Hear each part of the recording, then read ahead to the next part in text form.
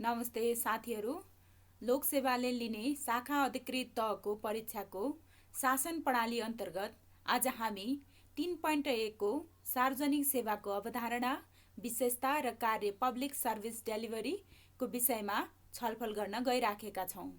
यो सार्वजनिक सेवा अवधारणाका बारेमा हामीले सुरु गर्दै गर्दा साथीहरूलाई म के भनिहालौँ भने हामीले यो च्याप्टर 3 मा जति पनि टपिक्सहरू पढ्छौँ यो सबै सार्वजनिक सेवाको वरिपरि घुम्छ। हामीले चाहे ब्युरोक्रेसीका कुरा गरौँ, चाहे पब्लिक म्यानेजमेन्टका कुरा गरौँ, चाहे सिभिल सर्भिसका कुरा गरौँ, सबै कुराहरू सार्वजनिक सेवा अन्तर्गत पर्दछन्।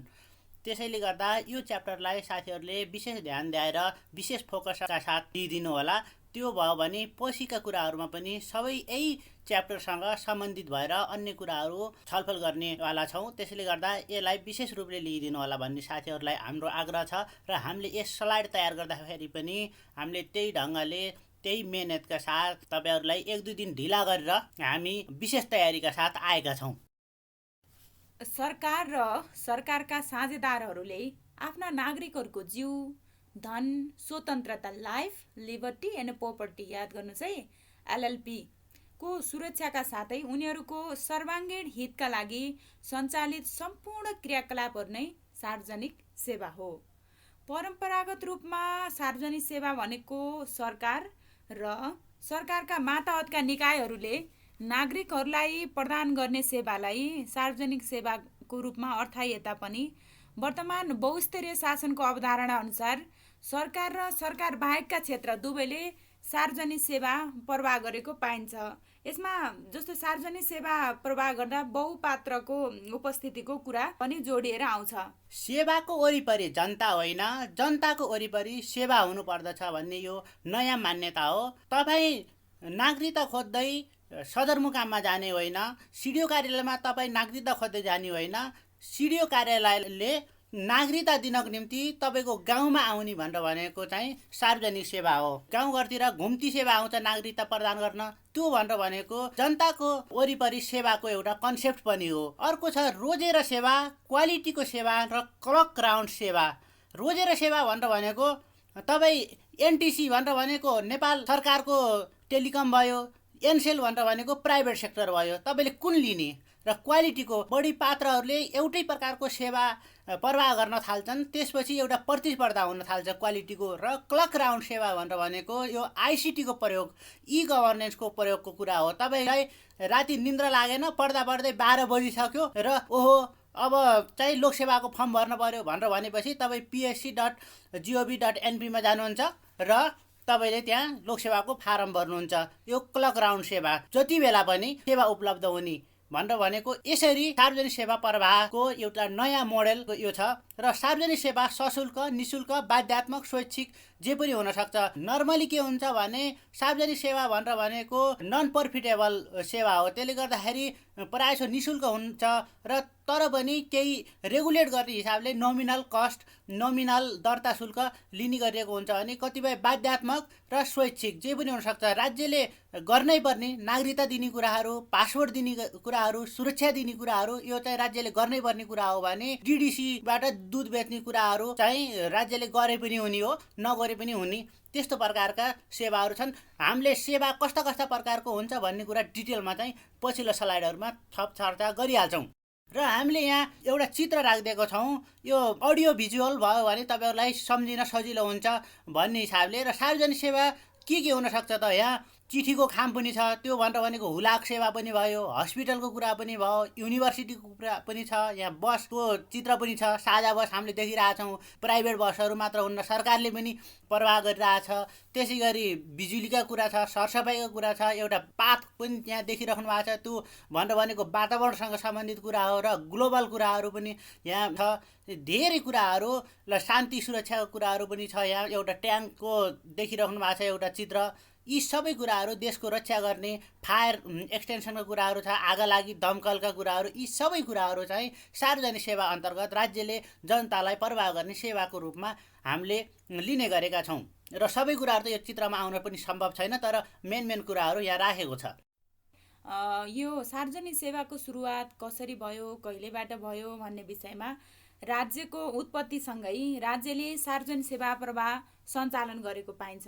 प्राचीन चीनमा सार्वजनिक सेवाका प्रवेशका लागि परीक्षा प्रणालीबाट छनौट गर्ने कार्य विकास भएको पाइन्छ। यो बुझ्नुहोस् है, यो चीनबाट सुरु भएको। पछि वुड्रो विल्सनले सन् 1887मा सार्वजनिक प्रशासनलाई छुट्टै व्याख्या गरे। अब हामी public administration, development administration, new public management, new public service हुँदै न्यू पब्लिक गभर्नेन्ससम्म आइपुग्यो। हेर्नुहोस् है, अब तपाईँहरूले सम्झिनको लागि पहिले चाहिँ पब्लिक PA को कुरा थियो, त्यसपछि डेभलपमेन्ट DA भयो, PA DA अनि NPM भयो, NPM पछि NPS हुँदै अहिले NPG को कन्सेप्टमा आइराखेको छ। न्यू पब्लिक गभर्नेन्समा सार्वजनिक सेवाको पछिल्लो विकास रहेको छ है। राज्यको उत्पत्ति त धेरै पहिला भयो, तर सरकारले जनतालाई प्रवाह गर्ने सेवालाई सार्वजनिक सेवा हो भनेर चिनिन थालेको चाहिँ 1980 को दशकबाट हो। खास गरी यो बेलायतमा मार्गरेट थ्याचरको सरकारले नेक्स्ट स्टेप एजेन्सी भनेर सरकारले गर्ने कामहरूको कटौती गर्दै सरकारले गरि नहुने कुराहरू के हुन् र सरकारले गर्नै पर्ने कुराहरू के हुन्, नगरी नहुने कुराहरू चाहिँ राज्य मातहतमा राखेर अरू नगरे पनि हुने अथवा गर्नै नहुने कुरा चाहिँ निजीकरणमा गयो। र त्यसपछि पनि जोन मेजरको सरकारले सिटिजन चार्टरको कन्सेप्ट ल्याएको छ। धेरै कुराहरू चाहिँ बेलायतबाटै सुरु भएको छ। जसरी हामीले अघिल्लोमा डेमोक्रेसीका कुराहरू पनि हामी गएर त्यो म्याग्ना कार्टामा गएर ठोकिन्थ्यौँ भने अब पनि फेरि सिटिजन चार्टर, गुड गभर्नेन्सका कुराहरू पनि फेरि त्यही बेलायतमा गएर हामी ठोकिन्छौँ। र अहिले पब्लिक सर्भिस डेलिभरीका नयाँ कन्सेप्टहरू, नयाँ टुल्सहरू के छन् भन्दा नागरिक बडापत्र, घुम्ती सेवा, नागरिक सहायता कक्ष, उजुरी पेटिका, नोडल अफिसर, सार्वजनिक सुनवाई, एकीकृत सेवा केन्द्र, जनगुनासो व्यवस्थापन र कार्यान्वयन संयन्त्र, सेवाग्राही सन्तुष्टि सर्वेक्षण, टोल फ्री नम्बर, वर्कफ्लो चार्ट जस्ता कुराहरू चाहिँ अहिलेका नयाँ पब्लिक सर्भिस डेलिभरीका न्यू टुलहरूको रूपमा रहेका छन्। अब नेपालको व्यवस्था के छ त सार्वजनिक सेवाको विषयमा भन्दा, नेपालको संविधानको धारा 51 को ख को 4 मा सार्वजनिक प्रशासनलाई यो नीति अन्तर्गत छ, जसमा सार्वजनिक प्रशासनलाई स्वच्छ, सक्षम, निष्पक्ष, पारदर्शी, भ्रष्टाचार मुक्त, जनउत्तरदायी, सहभागितामूलक बनाउँदै राज्यबाट प्राप्त हुने सेवा सुविधामा जनताको समान र सहज पहुँच सुनिश्चित गरी सुशासनको प्रत्याभूति गर्ने भन्छ। हेर्नुहोस् है, यो तपाईँले माथिको शब्द सार्वजनिक प्रशासनलाई स्वच्छ, सक्षम, निष्पक्ष, पारदर्शी, भ्रष्टाचार मुक्त, जनउत्तरदायी, सहभागितामूलक, यी कुराहरू जताकतै प्रयोग हुन्छन्। तपाईँले भन्ने बेलामा यी कुराहरूलाई याद गर्नुहोस्। त्यस्तै छ अर्को, रिक्रुटमेन्टको लागि, भर्नाको लागि भाग 23 मा लोकसेवा आयोगको व्यवस्था र धारा 285 मा सरकारी सेवाको गठनको व्यवस्था गरेको छ। र निजामती सेवा ऐन 2049, सुशासन ऐन 2064, स्थानीय सरकार सञ्चालन ऐन 2074 र उपभोक्ता संरक्षण ऐन 2075 मा पनि यो सम्बन्धी व्यवस्था गरेको छ।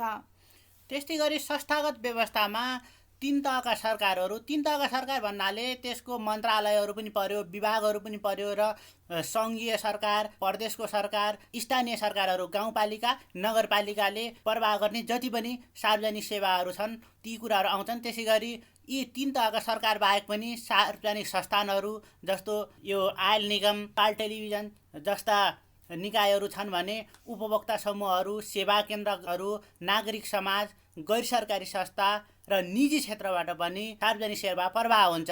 सार्वजनिक सेवाको कुरा गऱ्यौँ, फेरि निजी क्षेत्रलाई कसरी मिसायौँ त भन्दा अहिले हामी मल्टिलेभल गभर्नेन्सको नयाँ कन्सेप्ट आइसक्यो। त्यसले गर्दाखेरि राज्यले मात्र, सरकारले मात्र, राज्यका निकायहरूले मात्र सार्वजनिक सेवा प्रवाह गर्दैन।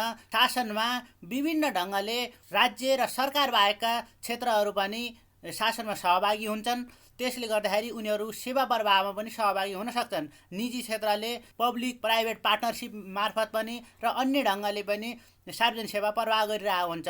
अहिले पछिल्लो उदाहरण भनेर भनेको कोरोनाको कुरा हो। कोरोना रोकथाम गर्ने भनेर भनेको मेन जिम्मेवारी भनेर भनेको सरकारको हो। तर अहिले सरकारको जति पनि हस्पिटल छन् ती हस्पिटलहरूको क्षमता सबै हिसाबले मान्छेहरूलाई जाँच्ने, सबै मान्छेहरूलाई उपचार गर्न सक्ने अवस्था नहुन सक्छ।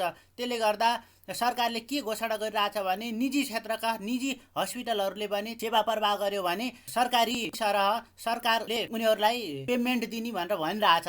त्यो भनेर भनेको निजी क्षेत्रबाट पनि सार्वजनिक सेवा प्रवाह हुन सक्दो रहेछ नि त भन्ने यो पछिल्लो उदाहरण हो। र कार्यात्मक व्यवस्थामा नागरिक बडापत्र, घुम्ती सेवा, नागरिक सहायता कक्ष, उजुरी पेटिका, नोडल अफिसर, सार्वजनिक सुनवाई, एकीकृत सेवा केन्द्र, टोल फ्री नम्बर, हेलो सरकार, अनलाइन सिस्टम, यी हाम्रो नेपालमा प्र्याक्टिस भएको कुराहरू हुन्। यी मध्येमा धेरै कुराहरू चाहिँ यो सुशासन ऐन 2064 व्यवस्थाहरू रहेका छन्। अब विशेषताको विषयमा छलफल गर्छौँ। सार्वजनिक सेवाको विशेषता के हो त भन्दा, पहिलो कुरा सार्वजनिक सेवा भनेकै नागरिकलाई दिने सेवा हो भनेको हुनाले यो नागरिक केन्द्रित नै हुन्छ। र अर्को कुरा यो अस्पर्शता फिजिकल रूपमा हुँदैन, यो महसुस गर्ने कुरा हो कि स्पर्श गर्न सकिँदैन कि छुन सकिँदैन। अर्को छ यो मानव अधिकारसँग जोडिएको विषय भइहाल्यो। मानव अधिकारले चाहिँ मानवलाई नै केन्द्रमा राखेर जोडिने विषय हो। त्यो हुनाले अर्को छ यो अपृथकता भन्न भन्छ। अपृथकता भनेको छुट्याउन नमिल्ने, र यो चाहिँ गैर नाफामूलक, नाफा केन्द्रित हुँदैन, गैर नाफामूलक सेवामूलक बढी हुन्छ र परिवर्तनशीलता हुन्छ। यो नयाँ टेक्नोलोजी अनुसार, नयाँ ट्रम अनुसार यो चाहिँ परिवर्तन भइरहेको छ। पहिला जस्तै जिल्ला प्रशासनमा बस्ने व्यक्तिहरूलाई, त्यो प्रमुखलाई चाहिँ बडा हाकिम भनिन्थ्यो भने त्यो समयसँगै परिवर्तन भइसकेपछि जिल्ला प्रशासन, सिडिओ, प्रशासकीय अधिकृत, प्रशासकीय प्रमुख भन्न लागियो। यो परिवर्तनशील हुन्छ। त्यस्तै कानुन अनुसार प्रवाह हुन्छ। व्यक्तिले आफ्नो इच्छा अनुसार प्रवाह गर्न पाउँदैन। सरकारले निश्चित नियम कानुनहरू बनाएको हुन्छ र सबैलाई समान रूपमा यसको कानुन अनुसार प्रवाह हुन्छ। र यो नासवान छ। यसलाई चाहिँ यो सेवालाई चाहिँ बचत गरेर राख्छु, सेफ गरेर राख्छु भन्न सकिँदैन। त्यसै गरी नागरिक मैत्री सम्बन्ध, तपाईँले कुन ढङ्गले सेवा प्रवाह गर्नुहुन्छ, तपाईँले सेवा दिने मात्र होइन, एउटा राम्रो सम्बन्ध पनि स्थापित गर्ने एउटा माध्यम पनि हो सार्वजनिक सेवा प्रवाह। र अर्को एकरूपता भनेको देशको सार्वजनिक निकायहरूले प्रवाह गर्ने सेवा एकरूप प्रकारको हुन्छ। तपाईँ दार्चुलाको एउटा सिडिओ कार्यालयले दिने नागरिकता र इलामको सिडिओ कार्यालयले दिने नागरिकता एउटै हो। त्यसपछि अर्को राज्यको स्वामित्व र नियन्त्रण हुन्छ। हुनलाई અહીં हामीले भन्यौँ हामी मल्टिलेभल गभर्नेन्सको कन्सेप्टहरू आइसक्यो भने त्यहाँ प्राइभेट सेक्टरले, सरकार बाहेकको क्षेत्रले पनि सार्वजनिक सेवा प्रवाह गर्न सक्ने त भयो, तर अल्टिमेट नियन्त्रण र स्वामित्व चाहिँ राज्यको हुन्छ। यो अविभेद भनेर भनेको यसले कुनै जाति, वर्ग, धर्म, लिङ्गको आधारमा सार्वजनिक सेवा दिन्छु अथवा दिँदैन भनेर विभेद गर्न पाइँदैन। अर्को समता भनेर भनेको यो अनइक्वल स्ट्याटस भएको अवस्थामा इक्वालिटी ल्याउनको निम्ति गर्ने जति पनि क्रियाकलाप हो त्यो भनेर भनेको समता हो। त्यसले सार्वजनिक सेवा प्रवाहमा पनि इक्वालिटी ल्याउने हिसाबले अनइक्वल ट्रिटमेन्ट पनि, विशेष कुनै पछाडि पारेको वर्गलाई विशेष ट्रिटमेन्ट पनि गर्नुपर्ने हुन्छ। जस्तो अपाङ्ग भएको व्यक्ति छ, यदि वृद्ध व्यक्ति छ भने उनीहरूलाई लाइन लाग्नु पर्दैन। त्यो भनेको समताको कुरा हो।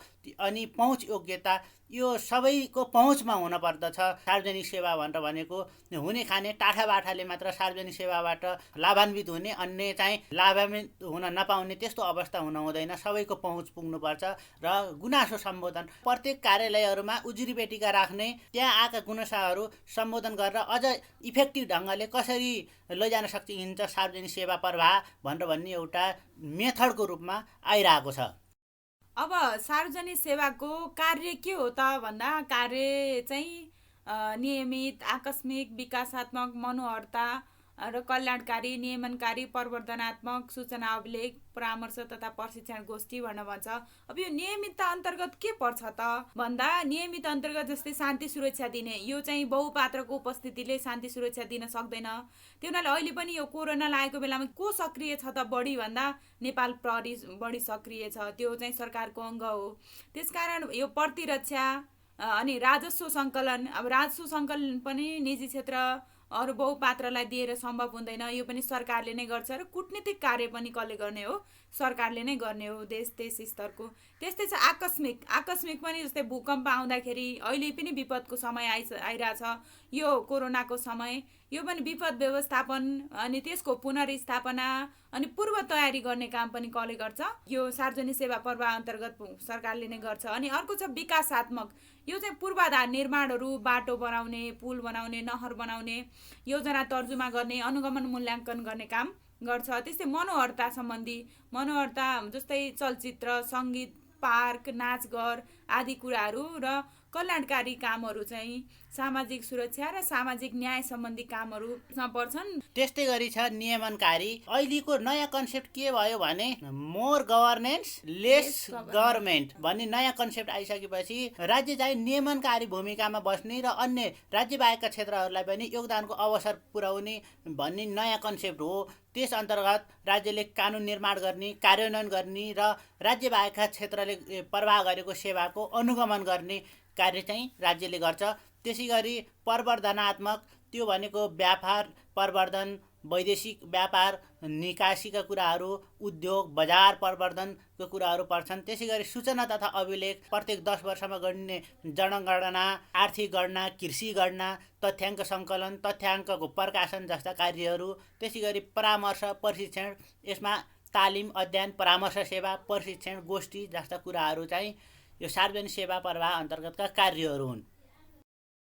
अब सार्वजनिक सेवाको भूमिका के हुन्छ त भन्दा नागरिक र सरकारबीच सम्बन्धको सेतु, यो ब्रिजको काम गर्छ र सरकारप्रति जनविश्वास आर्जन गर्ने काम गर्छ र नागरिकका आवश्यकताहरू सम्बोधन गर्छ र नागरिकको शासनमा सहभागिता सुनिश्चित गर्ने काम गर्छ।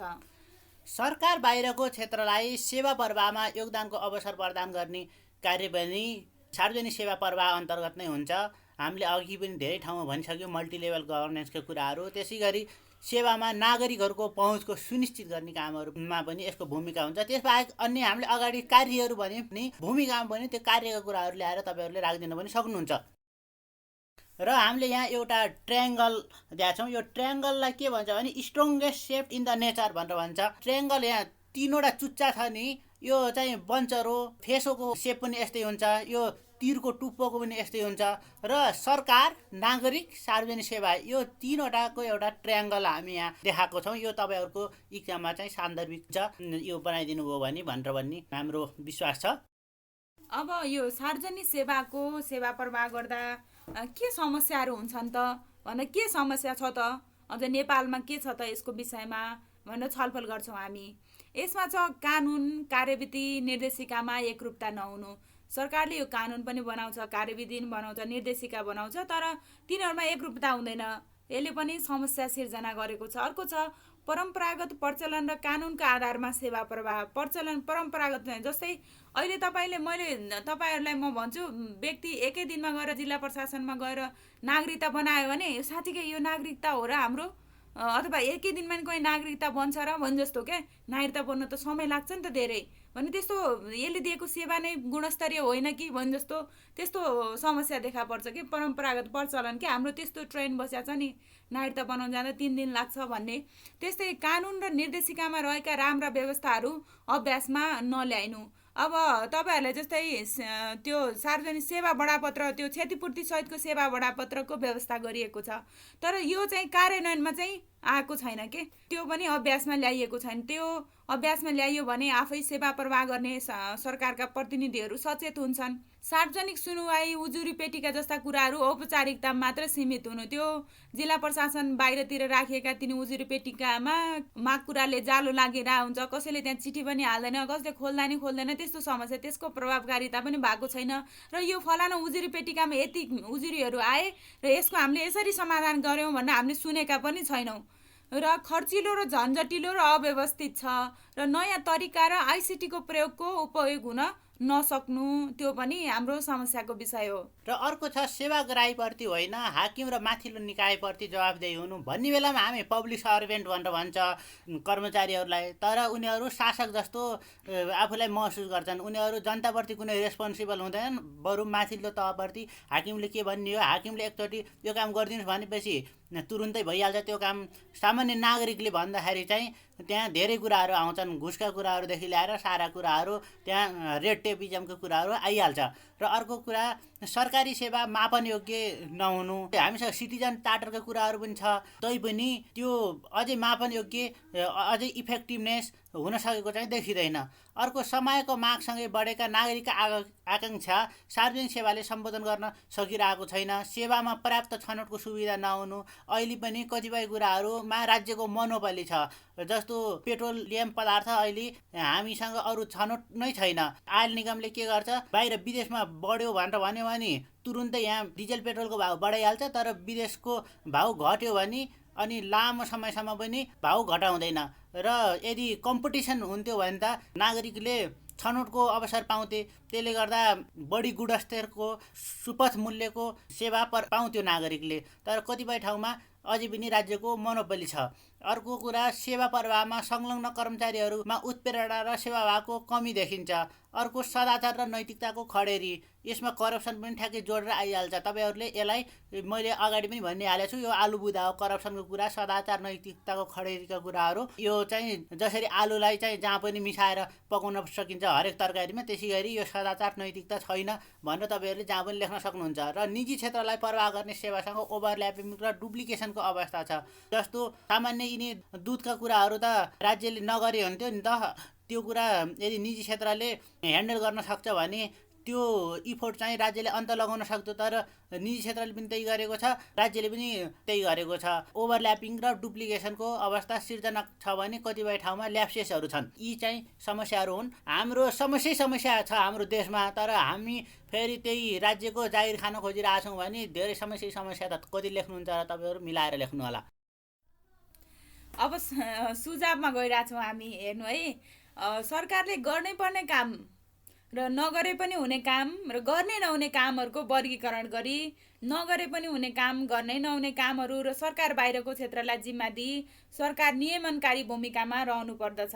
र सरकारले अब दुध पनि आफै बेचेको छ, सरकारले पेट्रोल पनि आफै बेचेको छ, नागरिकता पनि आफै दिएको छ। यो चाहिँ सरकारले कुन काम गर्ने र कुन कामको अनुगमनलाई प्रभावकारी बनाउने भन्ने कुरा सरकारले ध्यान दिनुपर्छ। त्यस्तै अर्को छ, आइसिटीको व्यापक प्रयोग गरी पेपरलेस गभर्मेन्ट र क्लर्क राउन्ड सेवा प्रवाहमा जाने भनेर भनेको छ। अब हुन त जस्तै हामी लोकसेवाको फर्म भर्नलाई पहिला समय खुलेको बेलामा 10 देखि 4 बजेसम्म फाइल बोकेर अनामनगरमा जानु पर्थ्यो भने अहिले चाहिँ त्यो छैन। अघि नै भन्यो हामीले, राति उठेर पनि तपाईँ लोकसेवाको फर्म भर्न सक्नुहुन्छ। यो पेपरले अस्ति भर्खर सरकारले पनि पेपरलेस गभर्मेन्ट बनाउने भनेर सबैले मन्त्री परिषदमा सबैले ल्यापटप अगाडि राखेर बसेको पनि देखेको छौँ। त्यो के छ भने नि, ल्यापटपले ल पेपरलेस बनायौँ, गभर्मेन्टलाई हामीले पेपरलेस बनायौँ भनेर ल्यापटप चाहिँ बोक्ने, तर त्यही ल्यापटपबाट प्रभावकारी रूपमा काम चाहिँ नहुने के, देखाउनको लागि मात्रै देखाउने। त्यो जसरी सरकारले पेपरलेस गभर्मेन्ट बनाएको छ, सरकारले दिने सेवाहरू पनि त्यसरी नै पेपरलेस हुनुपर्छ भन्ने हो। जस्तै तपाईँले नागरिकता अहिलेसम्म कतिपटक फोटोकपी गरेर कति ठाउँ बुझाउनु भयो भन्नुहोस् त? कम्तीमा 200 ठाउँ बुझाउनु भयो।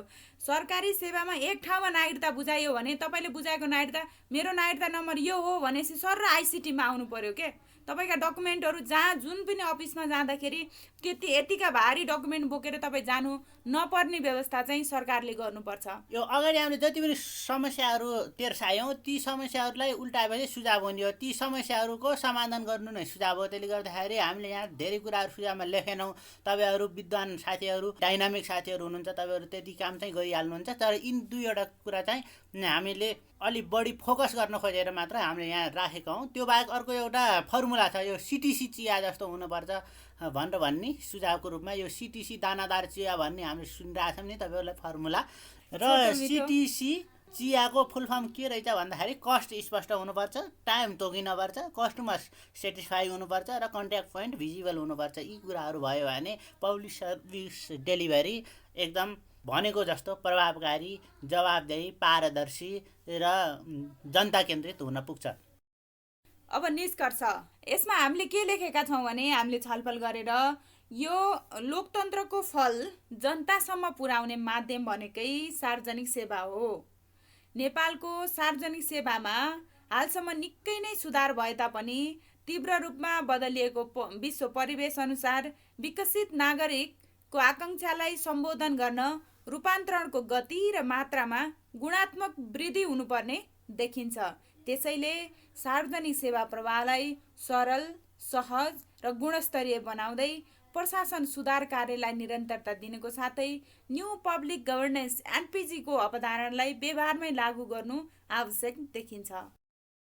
र अन्तमा हाम्रो च्यानललाई सब्स्क्राइब गर्न नभुल्नुहोला। र यो भिडियो कस्तो लाग्यो, अघि तपाईँलाई जस्तो लाग्यो त्यस्तै कमेन्ट गर्नु, र त्यसले हामीलाई फिडब्याकको काम गर्छ भन्ने हामीलाई लागिरहेछ। तपाईँहरूले हेर्नुहुन्छ पनि यहाँ हामीलाई चाहिँ यो कुरा चाहिँ राम्रो लाग्यो, यो कुरा चाहिँ अझ थप्ने भनेर जसले हेर्नुहुन्छ हामीलाई कमेन्ट गर्नुभयो भने हामीलाई पनि यो रेकर्ड गर्न, हामीलाई नि स्टडी गर्न, तपाईँहरूलाई यो पोस्ट गर्न हामीलाई नि खुसी लाग्छ, उत्साह लाग्छ।